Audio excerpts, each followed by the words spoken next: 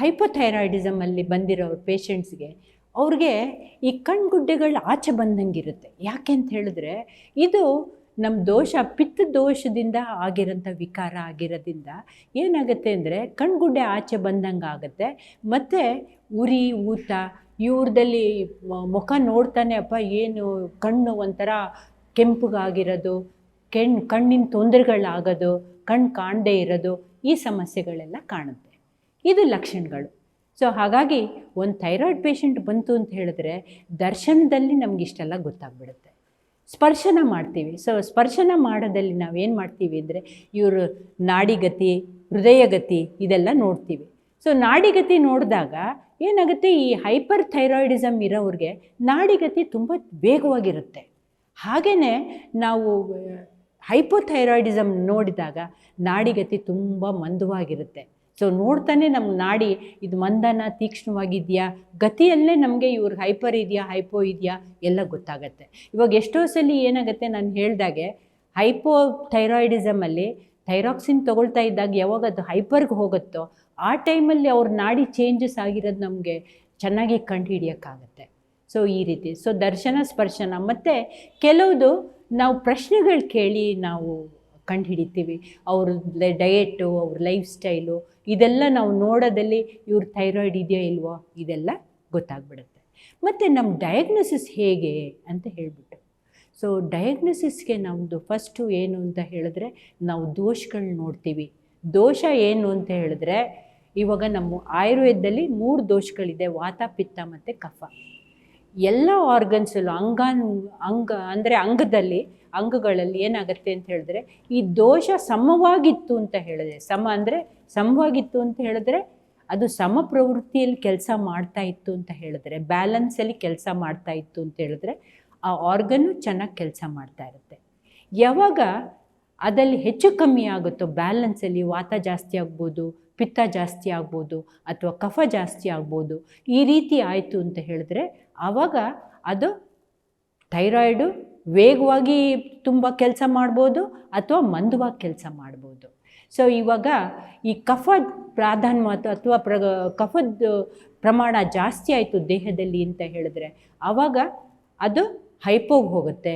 ಮತ್ತು ಪಿತ್ತದ ವೇಗ ಜಾಸ್ತಿ ಇತ್ತು ಅಂತ ಹೇಳಿದ್ರೆ ಅದು ಹೈಪರ್ ಆ್ಯಕ್ಟಿವಿಟಿಗೆ ಹೋಗುತ್ತೆ. ಸೊ ಇದು ದೋಷದಿಂದ ಇದು ವೈದ್ಯರು ಮಾಡೋ ಕೆಲಸ. ಅವರು ದೋಷಗಳನ್ನ ನೋಡಿ ಡಯಾಗ್ನೈಸ್ ಮಾಡ್ತಾರೆ. ಯಾಕಂದರೆ ಇದನ್ನು ನಾವು ಯಾಕೆ ಹೇಳ್ತಾ ಇದ್ದೀನಿ ಅಂದರೆ ಎಷ್ಟೋ ಸಲ ಏನಾಗುತ್ತೆ, ಪೇಷಂಟ್ಗಳು ಬಂದು ಡಾಕ್ಟ್ರೇ ನೀವು TSH ವ್ಯಾಲ್ಯೂ ನೋಡಿಬಿಟ್ಟೆ ಔಷಧಿ ಕೊಡ್ತೀರಾ ಅಥವಾ ನೀವೇ ಡಯಾಗ್ನೈಸ್ ಮಾಡ್ತೀರಿ ಅಂತ ಕೇಳ್ತಾರೆ. ಸೊ ಇದು ನಮ್ಮದು ಡಯಾಗ್ನೋಸಿಸ್ ಟೂಲ್ ಒಂದು. ಸೊ ಇದು ಒಂದು ದೋಷ. ಮತ್ತು ಅಗ್ನಿ, ಇವಾಗ ಏನಾಗುತ್ತೆ, ಅಗ್ನಿ ತುಂಬ ಇಂಪಾರ್ಟೆಂಟ್ ಎಲ್ರಿಗೂ. ಯಾಕಂದರೆ ಥೈರಾಯ್ಡ್ ಅನ್ನೋದು ಅಗ್ನಿಬಲ ನೋಡೋದು.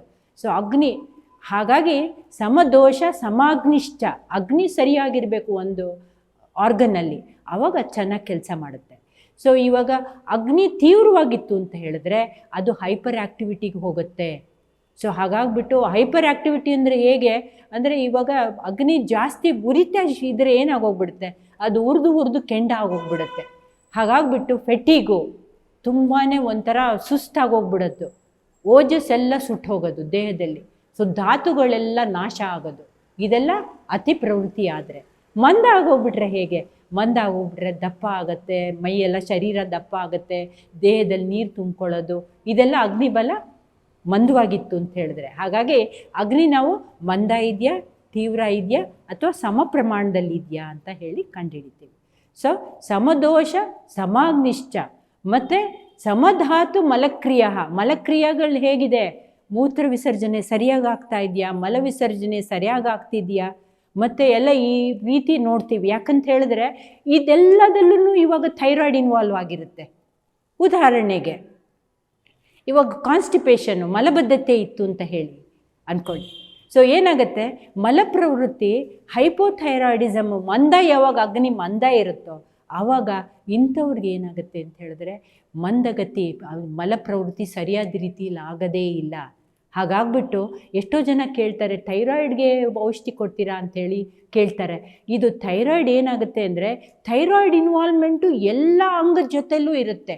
ಇವಾಗ ಬ್ರೇನು, ಉದಾಹರಣೆಗೆ ಬ್ರೇನಲ್ಲಿ ಅತಿ ಪ್ರವೃತ್ತಿ ಥೈರಾಯ್ಡ್ ಇತ್ತು ಅಂತ ಹೇಳಿಬಿಟ್ಟೆ ಉದ್ವೇಗ ಜಾಸ್ತಿ ಆಗೋದು, ಮತ್ತು ಸುಮಾರಾಗಿ ಒಂಥರ ಮಂದವಾಗಿತ್ತು ಅಂತ ಹೇಳಿದರೆ ಅಗ್ನಿ, ಅವಾಗ ಡಿಪ್ರೆಷನ್ನು ಆಗೋದು.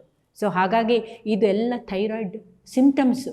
ಸೊ ಇವಾಗ ಅಗ್ನಿ ತತ್ವ ಎಷ್ಟೋ ಜನ ಕೇಳ್ತಾರೆ, ಅಮ್ಮಂದಿರು ಬರ್ತಾರೆ ನಮ್ಮ ಹಾಸ್ಪಿಟಲ್ಗೆ, ಬಂದಾಗ ಕೇಳ್ತಾರೆ, ಡಾಕ್ಟ್ರೆ ನಾನು ಎಷ್ಟು ಪೌಷ್ಟಿಕವಾಗಿರೋಂಥ ಆಹಾರ ಕೊಡ್ತೀನಿ, ಆದರೂ ಕೂಡ ನಮ್ಮ ಮಗ ದಪ್ಪನೇ ಆಗಲ್ಲ, ಏನು ನೋಡಿ ಇಷ್ಟೇ ಸಂಕ್ಲ ಇದೆ ನೋಡಿ ಅಂಥೇಳಿ ಹೇಳ್ತಾರೆ. ಕೆಲವ್ರು ಹೇಳ್ತಾರೆ, ಡಾಕ್ಟ್ರೆ ನನ್ನ ಮಗನಿಗೆ ನಾನು ಏನು ಅಷ್ಟು ಆಹಾರ ಕೊಡೋದೇ ಇಲ್ಲ, ಬರೀ ಫ್ರೂಟ್ಸು ಡ್ರೈ ಫ್ರೂಟ್ಸು ಅಷ್ಟೇ ಕೊಟ್ಟಿರ್ತೀನಿ, ಚೂರು ಸ್ಯಾಲೆಡ್ ಕೊಟ್ಟಿರ್ತೀನಿ, ಆದರೂ ಇವನು ಇಷ್ಟು ದಪ್ಪ ಇದ್ದಾನೆ ಅಂತ ಹೇಳ್ತಾರೆ. ಇದು ಅಗ್ನಿಬಲ. ಎಲ್ಲರೂ ಇದನ್ನು ಚೆನ್ನಾಗಿ ಇದನ್ನು ಅರ್ಥ ಮಾಡ್ಕೋಬೇಕಾಗತ್ತೆ. ಅಗ್ನಿಬಲ ಅನ್ನೋದು ತುಂಬ ಇಂಪಾರ್ಟೆಂಟು. ಇವಾಗ ಈ ಸ್ಕೂಲ್ಸಲ್ಲೂ ಕೂಡ ಏನು ಮಾಡಿದ್ದಾರೆ ಅಂದರೆ, ಶಾರ್ಟ್ ಬ್ರೇಕ್ ಒಂದು, ಲಾಂಗ್ ಬ್ರೇಕ್ ಒಂದು, ಈ ರೀತಿ 2-3 ಬ್ರೇಕ್ಸ್ ಕೊಟ್ಬಿಟ್ಟಿರ್ತಾರೆ. ಸೊ ಅವ್ರು ಕೊಟ್ಟಿದ್ದಾರೆ ಸರಿ, ಅದನ್ನು ಇವರು ಸ್ಕೂಲ್ ಅಥಾರಿಟೀಸ್ ಕೂಡ ಮಕ್ಳಿಗೆ ಹೇಳಬೇಕು. ಈ ಶಾರ್ಟ್ ಬ್ರೇಕ್ ಕೊಟ್ಟಿರೋದು ಬರೀ ತಿನ್ನಕ್ಕಲ್ಲ, ನಿಮ್ಮ ಮಲಮೂತ್ರ ವಿಸರ್ಜನೆ ಟೈಮ್ ಏನಾದ್ರು ಬೇಕು ಅಂತ ಹೇಳಿದ್ರೆ ನೀವು ಹೋಗ್ಬಿಟ್ಟು ಬರ್ಬೋದು ಅಂತ ಹೇಳ್ಬೋದು. ಯಾಕಂದರೆ ಅಪ್ಪ ಅಮ್ಮಂದ್ರೆ ಏನು ಮಾಡ್ತಾರೆ ಅಂದರೆ, ಸ್ಕೂಲಲ್ಲಿ ಕೊಟ್ಟಿರೋದು ಸರಿಯಾಗಿ ತಿನ್ನಲ್ಲ ಅಂತ ಹೇಳ್ಬಿಟ್ಟು ಮನೇಲೂ ತಿನ್ನಿಸ್ತಾರೆ. ಸೊ ಹಾಗಾಗ್ಬಿಟ್ಟು ಏನಾಗುತ್ತೆ ಅಂದರೆ, ಮನೇಲಿ ತಿನ್ನಿಸ್ಬಿಟ್ಟು ಕಳಿಸ್ಬಿಡ್ತಾರೆ ಸ್ಕೂಲ್ಗೆ. ಮನೇಲಿ ತಿನ್ನಿಸ್ಬಿಟ್ಟು ಸ್ಕೂಲ್ಗೆ ಹೋಗ್ತಾರೆ. ಸ್ಕೂಲ್ಗೆ ಹೋದ್ಮೇಲೆ ಅಲ್ಲಿ ಶಾರ್ಟ್ ಬ್ರೇಕು, ಅದಲ್ಲಿ ಹಣ್ಣುಗಳೆಲ್ಲ ಇರುತ್ತೆ. ತಿರ್ಗಾ ಲಾಂಗ್ ಬ್ರೇಕು. ಏನು ಅಂದರೆ, ಇವಾಗ ಸ್ಕೂಲು ಇವಾಗ 8 ಗಂಟೆ ಅಂದರೆ 7:15 ಒಂದು ಬ್ರೇಕ್ಫಾಸ್ಟ್ ಫುಲ್ ತಿಂದಿರ್ತಾರೆ, 2-3 ದೋಸೆ. ಆಮೇಲೆ ಹೋಗ್ತಾನೆ 9 ಗಂಟೆಗೆ ತಿರ್ಗಾ ಒಂದು ಶಾರ್ಟ್ ಬ್ರೇಕು, ಅದಲ್ಲಿ ಒಂದು ಸೇಬು, ಕೆಲವು ಹಣ್ಣುಗಳು ಅಥವಾ ಕೆಲವುದು ಚಿಪ್ಸು ಇಂಥದ್ದೆಲ್ಲ ಸ್ನ್ಯಾಕ್ಸ್ ಥರ ಕಳಿಸ್ಬಿಡ್ತಾರೆ. ಆಮೇಲೆ ತಕ್ಷಣ 12 ಗಂಟೆಗೆ ಇನ್ನೊಂದು ಲಾಂಗ್ ಬ್ರೇಕು, ಊಟದ ಬ್ರೇಕು. ಅಲ್ಲಿ ಇನ್ನೊಂದು ಬ್ರೇಕ್ಫಾಸ್ಟೇ ಇರುತ್ತೆ, ಅಥವಾ ಕೆಲವರೆಲ್ಲ ಅನ್ನ, ಚಿತ್ರಾನ್ನ ಇಂಥದ್ದೆಲ್ಲ ತಂದುಬಿಡ್ತಾರೆ. ಏನಾಗುತ್ತೆ, ಒಂದು ಆಹಾರಕ್ಕೂ ಇನ್ನೊಂದು ಆಹಾರಕ್ಕೂ ಕೊನೆ ಪಕ್ಷ ಒಂದು 4 ಗಂಟೆ ಆದರೂ ಡಿಫ್ರೆನ್ಸ್ ಇರಬೇಕು. ಅದು ಡಿಫ್ರೆನ್ಸ್ ಇರಲಿಲ್ಲ ಅಂತ ಹೇಳಿದ್ರೆ ಅಗ್ನಿ ಏನಾಗುತ್ತೆ, ಅದು ವ್ಯತ್ಯಾಸ ಆಗೋಗ್ಬಿಡುತ್ತೆ, ಅಗ್ನಿಬಲ ಕಮ್ಮಿ ಆಗ್ತಾ ಹೋಗುತ್ತೆ. ಹಾಗಾಗ್ಬಿಟ್ಟು ಎಲ್ಲರೂ ಇವಾಗ ಏನಾಗುತ್ತೆ, ಬರೀ ತಿಂದರೆ ದಪ್ಪ ಆಗಲ್ಲ. ಅಗ್ನಿಬಲ ಚೆನ್ನಾಗಿದ್ದರೆ ಅದು ಜೀರ್ಣ ಆಗಬೇಕು, ಅದೆಲ್ಲ ಕಂಪ್ಲೀಟಾಗಿ ಅಬ್ಸಾರ್ಬ್ ಆಗಿರಬೇಕು, ಪೋಷಣೆ ಸರಿಯಾಗಿ ಆಗಿರಬೇಕು. ಆವಾಗಲೇ ಅದು ಅಗ್ನಿಬಲ ಚೆನ್ನಾಗಿದೆ ಅಂತ ಅರ್ಥ. ಇಲ್ಲದೇ ಅಗ್ನಿ ವೀಕಾಗಿ ಹೋಗುತ್ತೆ. ಇವಾಗ ದಪ್ಪ ಇರೋರು ಏನು ಮಾಡ್ತಾರೆ ಅಂತ ಹೇಳಿದ್ರೆ, ಬರೀ ಹಣ್ಣುಗಳೇ ತಿನ್ನೋದು. ಅವರು ಕರೆಕ್ಟಾಗಿ ಹೊತ್ತು ಕರೆಕ್ಟಾಗಿ ತಿನ್ನಬೇಕು, ಬಟ್ ಪ್ರಮಾಣ ಕಮ್ಮಿ ತಗೋಬೇಕು. ಮತ್ತು ಮಧ್ಯೆ ಸ್ನ್ಯಾಕ್ಸ್ ನಾಟ್ ಅಲೌಡ್. ಮಧ್ಯೆ ಇವಾಗ 2 ಬ್ರೇಕ್ ಇರುತ್ತಲ್ಲ, ಬೆಳಗ್ಗೆ ತಿಂಡಿ ಮತ್ತು ಮಧ್ಯಾಹ್ನ ಊಟ ಇರುತ್ತಲ್ಲ. ಎಲ್ಲರೂ ಇವಾಗ IT ಫೀಲ್ಡಲ್ಲಿ ಇರ್ತಾರೆ, ಅವರು ವರ್ಕ್ ಮಾಡ್ತಾ ಇರ್ತಾರೆ, ಏನೋ ಚೌಚವು ಚಿಪ್ಸು ಇಂಥದ್ದೆಲ್ಲ ಇರುತ್ತೆ, ಇಂಥದ್ದೆಲ್ಲ ತೊಗೋಬಾರ್ದು. ಇದು ಇತ್ತು ಅಂತ ಹೇಳಿದ್ರೆ ಆವಾಗ ಅಗ್ನಿ ಕೆಟ್ಟು ಹೋಗುತ್ತೆ. ಸೊ ಅಗ್ನಿಬಲ ಕಮ್ಮಿ ಆಗ್ತಾ ಹೋಗುತ್ತೆ. ಸೊ ಇದು ಅಗ್ನಿ. ಆಮೇಲೆ 2ನೇದು ನೋಡಬೇಕು, 3ನೇದು ನಾವು ನೋಡಬೇಕಾಗಿರೋದು ಸ್ರೋತಸ್ ಅಂತ ಹೇಳಿದ್ರೆ, ನಾವು ಎಲ್ಲ ಅಂಗಗಳಿಗೂ ತುಂಬ ಇಂಪಾರ್ಟೆಂಟ್. ಈಗ ಎಲ್ಲ ಸ್ರೋತಸ್ಸು ನೋಡ್ತೀವಿ, ಬಟ್ ಥೈರಾಯ್ಡ್ಗೆ ನಾವು 3 ಇಂಪಾರ್ಟೆಂಟ್ ಸ್ರೋತಸ್ ಎಕ್ಸಾಮಿನ್ ಮಾಡ್ತೀವಿ. ಒಂದು ರಸವಾಹ ಸ್ರೋತಸ್ ಅಂದರೆ ನಾವು ತಗೊಳ್ಳೋಂಥ ಆಹಾರ, ನಾವು ಆಹಾರ ಯಾವ ರೀತಿ ತಗೋತಾ ಇದ್ದೀವಿ, ಆ ಆಹಾರ ತಗೊಳ್ತಾ ಇದ್ದು ರಸ ಪ್ರಮಾಣ ಕರೆಕ್ಟಾಗಿದೆಯಾ, ಅದು ಅತಿಯಾಗಿ ಚಲನೆ ಆಗ್ತಾ ಇದೆಯಾ ಅಥವಾ ಮಂದ ಚಲನೆ ಆಗ್ತಾ ಇದೆಯಾ, ಈ ರೀತಿಯೆಲ್ಲ ನಾವು ಅದನ್ನು ಎಕ್ಸಾಮಿನ್ ಮಾಡ್ತೀವಿ. ಮತ್ತು ಇದು ಇದು ಏನಾದರೂ ಬರೀ ಫ್ಯಾಟ್ ಕನ್ವರ್ಷನ್ ಆಗ್ತಾ ಇದೆಯಾ, ಮೇದೋ ವೃದ್ಧಿ ಆಗ್ತಾ ಇದೆಯಾ ಅಂಥೇಳಿ ನೋಡ್ತೀವಿ. ಯಾಕಂದರೆ ಮೇದೋ ವೃದ್ಧಿ ಆಯಿತು ಅಂತ ಹೇಳಿದ್ರೆ, ರಸಧಾತು ಜಾಸ್ತಿ ಆಯಿತು ಮತ್ತು ಮೇದೋ ವೃದ್ಧಿ ಆಯಿತು ಅಂತ ಹೇಳಿದ್ರೆ, ಮೇದೋ ಸ್ರೋತಸ್ಸಲ್ಲಿ ಕೂಡ ಮೇದಸ್ ಅಂದರೆ ಫ್ಯಾಟ್ ಕಲೆಕ್ಷನ್ ಜಾಸ್ತಿ ಆಗುತ್ತೆ. ಯಾವಾಗ ಫ್ಯಾಟ್ ಕಲೆಕ್ಷನ್ ಜಾಸ್ತಿ ಆಗೋಗುತ್ತೆ, ಅದು ಹೈಪೋಥೈರಾಯ್ಡಿಸಮ್ಗೆ ಉಂಟು ಮಾಡುತ್ತೆ. ಹೈಪೋಥೈರಾಯ್ಡಿಸಮ್ ಅದಕ್ಕೆ ಎಕ್ಸಾಕ್ಟ್ಲಿ ಅಂದರೆ ಟ್ರಿಗರ್ ಆಗುತ್ತೆ, ಹೈಪೋ ಆಕ್ಟಿವಿಟಿಗೆ ಹೊಟ್ಟೋಗುತ್ತೆ.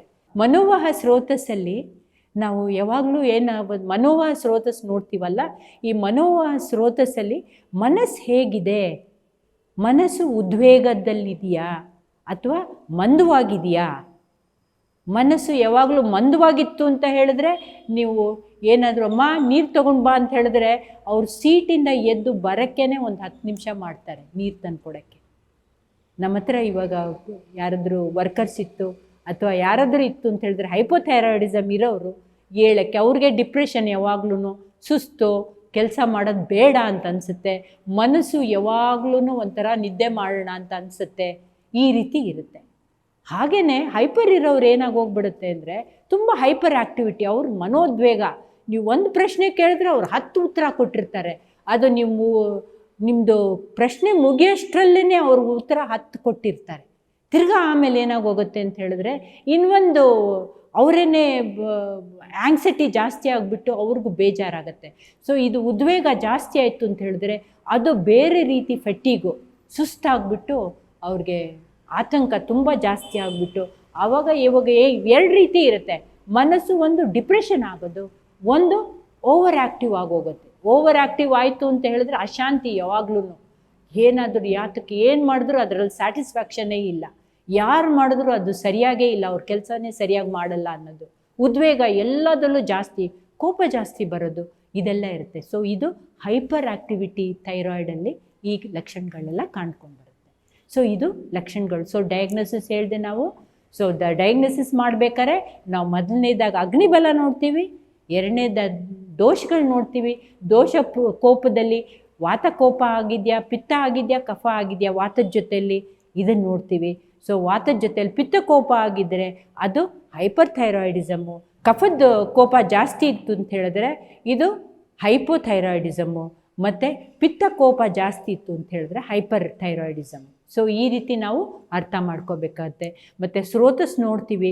ಸ್ರೋತಸ್ಸಲ್ಲಿ ನಾನು ನೋಡಿದಾಗೆ ಮನವಾಹ ಸ್ರೋತಸ್ ಒಂದು, ಮತ್ತು ರಸವಾಹ ಸ್ರೋತಸ್ಸು, ಮೇಧೋವಾಹ ಸ್ರೋತಸ್ಸು ನೋಡ್ತೀವಿ. ಮತ್ತು ಈ ಸ್ರೋತಸ್ಗಳನ್ನೆಲ್ಲ ನೋಡಿದ್ಬಿಟ್ಟು ಇದಕ್ಕೆ ಸಂಬಂಧಪಟ್ಟಂಥದ್ದು ಎಲ್ಲ ಅಗ್ನಿ ಇವಾಗ ಆನ್ ಹೋಲ್ ಟ್ರೀಟ್ಮೆಂಟ್ ಹೇಗೆ ಅಂಥೇಳಿ ಮೊದಲನೇದಾಗಿ ಅಗ್ನಿಬಲ ಚೆನ್ನಾಗಿ ಆಗಬೇಕು ಅಂಥೇಳಿ ಕೊಡ್ತೀವಿ. ಸೊ ಅಗ್ನಿಬಲ ಚೆನ್ನಾಗಿ ಆಗಬೇಕು ಅಂತ ಹೇಳಿದ್ರೆ ಇವಾಗ ಮನಸ್ಸಿನ ಅಗ್ನಿಬಲ ಚೆನ್ನಾಗಿ ಆಗಬೇಕು. ಮನಸ್ಸಲ್ಲಿ ಅಗ್ನಿಬಲ ಚೆನ್ನಾಗಿರಬೇಕು, ಸಮವಾಗಿರ್ಬೇಕು. ಅಗ್ನಿಬಲ ಹೆಚ್ಚು ಇರಬಾರ್ದು, ಕಮ್ಮಿನೂ ಆಗಬಾರ್ದು ಅಂತ ಹೇಳಿದರೆ ಇವಾಗ ಇದಕ್ಕೆ ಕೆಲವುದು ಆಯುರ್ವೇದದ ಥೆರಪೀಸ್ಗಳಿದೆ. ನಾವು ನಸ್ಯ ಪಂಚಕರ್ಮದಲ್ಲಿ ನಸ್ಯ ಅಂಥೇಳಿ ಕೊಡ್ತೀವಿ.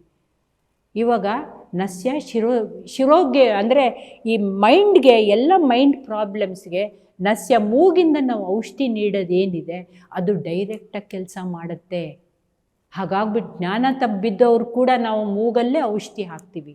ಹಾಗೆಯೇ ಮನಸ್ಸಿನ ಉದ್ವೇಗ ಜಾಸ್ತಿ ಇತ್ತು ಅಥವಾ ಮನಸ್ಸು ತುಂಬ ಮಂದವಾಗಿ ಕೆಲಸ ಮಾಡ್ತಾಯಿದೆ ಅಂತ ಹೇಳಿದ್ರೆ ನಾವು ನಸ್ಯಗಳನ್ನ ಪ್ರಯೋಗ ಮಾಡ್ತೀವಿ. ನಸ್ಯದಲ್ಲಿ ತುಂಬ ರೀತಿ ಇರುತ್ತೆ ಔಷಧಿಗಳು. ಸೊ ಅದನ್ನು ಪೇಷಂಟ್ ನೋಡಿ ಅವ್ರ ಆಕಾರ ಪ್ರಕೃತಿ ಎಲ್ಲ ನೋಡಿ ದೋಷಗಳನ್ನೆಲ್ಲ ನೋಡಿಬಿಟ್ಟು ನಾವು ನಸ್ಯಗಳನ್ನ ಮಾಡ್ತೀವಿ. ಆಮೇಲೆ ನಾನು ಆವಾಗಲೇ ಹೇಳಿದ ಹಾಗೆ ವಮನ ಕರ್ಮ ಏನಿದೆ ಇದು ವಮನ ಕರ್ಮ, ಇದು ಉದಾನ ವಾಯು ಸ್ಥಾನ.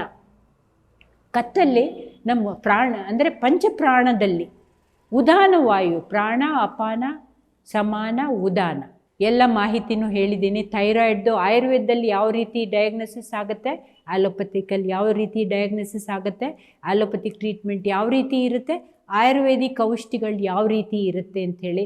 ಆಯುರ್ವೇದಿಕ್ ಔಷಧಿ ಅಗ್ನಿಬಲ ಸರಿ ಮಾಡುತ್ತೆ, ಸ್ರೋತಸ್ಸು ಸರಿಪಡಿಸುತ್ತೆ, ಮತ್ತು ನಮ್ಮ ದೋಷಗಳನ್ನ ಸರಿಪಡಿಸುತ್ತೆ. ಹಾಗಾಗ್ಬಿಟ್ಟು ಥೈರಾಯ್ಡ್ ಗ್ಲ್ಯಾಂಡು ಸರಿಯಾದ ರೀತಿಯಲ್ಲಿ ಕೆಲಸ ಮಾಡೋಕ್ಕೆ ಶುರು ಮಾಡುತ್ತೆ.